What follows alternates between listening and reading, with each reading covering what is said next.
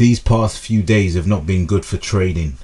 As you can see, if we look at this chart, you can see there's a substantial amount of whipsaw here, which you can see by just the direction of these arrows.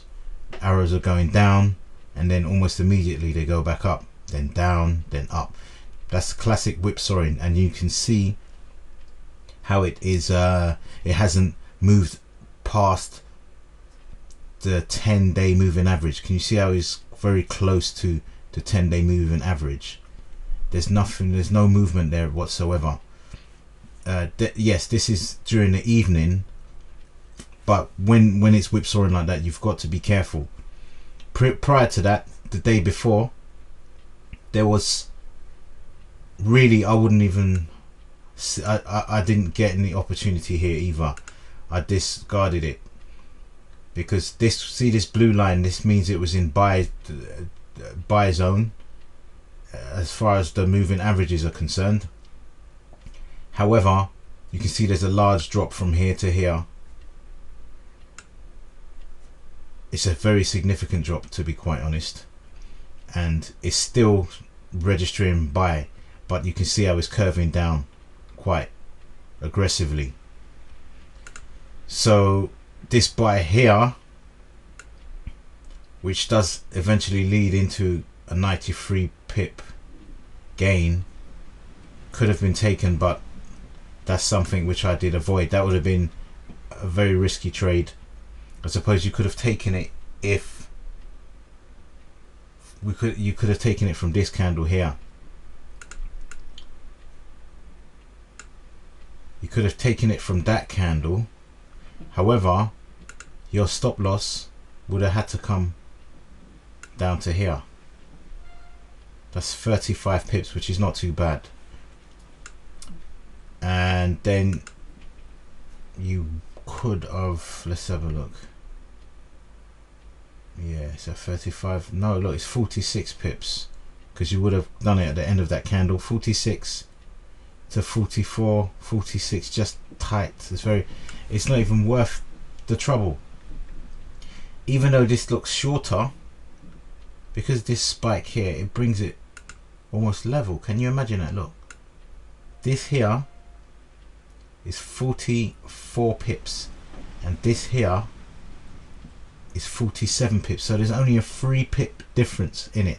However, this one looks way shorter than this, but because of this spike here, it's causing probably 20 pips or look, 15 pips, 10 pips, 15 pips. So this, I wasn't really in the mood to trade. I had other things to do. This, I wouldn't have done it anyway. I wouldn't have done this. And today there was an opportunity here at 7 AM this morning, but as you can see, both of them reached into the strong sell zone, but almost immediately after the candle shut, it just closed it down. We would have lost 16 pips on that, because we would have put our stop loss right underneath this candle here and came in here, and it would have dropped, and we would have lost about 16 pips. Some people may have waited until it comes back, but you would have had to risk 70 pips, because if you did risk 70 pips, you would have been in the money. But 60, 70 pips for a 30 pip gain is not the way forward. You won't get anywhere with that kind of attitude. So you have to risk at least minimum 1-to-1. If it's under 1-to-1 and you win, is a bad win. Let's have a look here. This would have been a buy, but I wouldn't have traded that either. It's just messy at the moment. It's very, very messy. As you can see, the chart just looks messy, so I wouldn't be trading anything. There was one ring the towel, which is, I believe it's here, is identical scenario to the first one, which is here. However, it doesn't drop, and if you can look, both of them are kind of reasonably inside the zone, whereas with this one here, it just tips the zone. Look, it just pips into the zone. It's not, let me just Can you see? Let's have a look if that's the truth or not. No, they're relatively the same. Where this candle closed and where this candle possibly closed, it's more or less the same. However, this one goes further and this one drops. They're both above the 10. Let's have a look. Yes, that's nicely above the 10. That's nicely above the 10. They're both above the 10. And if you can see, you could have taken at one candle and we would have risked 12 pips and we would have got 18 pips. That's good. That risk reward is good. You could have stayed in and you could have taken a bit more. It would have been a bit more risky, but actually you would have been stopped out, because our stop would have been here underneath this candle here, and it would have stopped you out here. So that one candle would have been good. You put 12, get 18, that's fab. You could have just come out. That's nice and quick. It's only 18 pips, but it's 18 pips in your favor, and the ratio is nice. And that's it. Apart from that, nothing's really going on.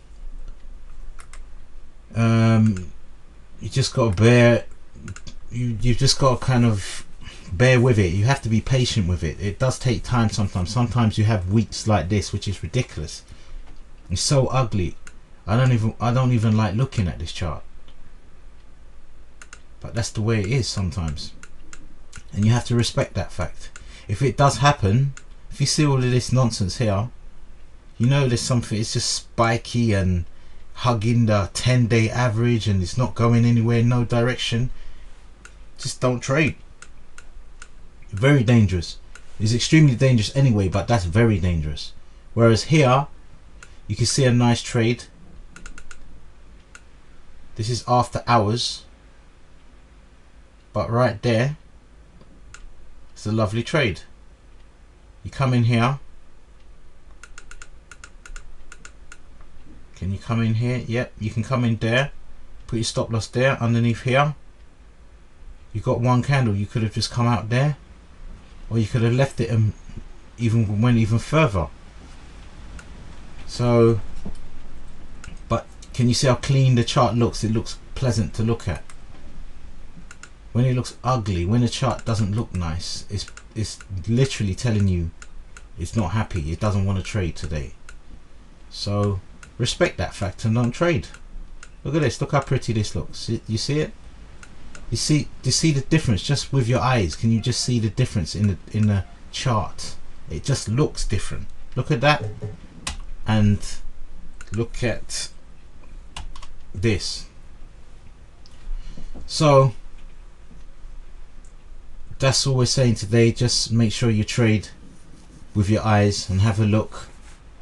But as you can see now, just in saying that, if we started a trade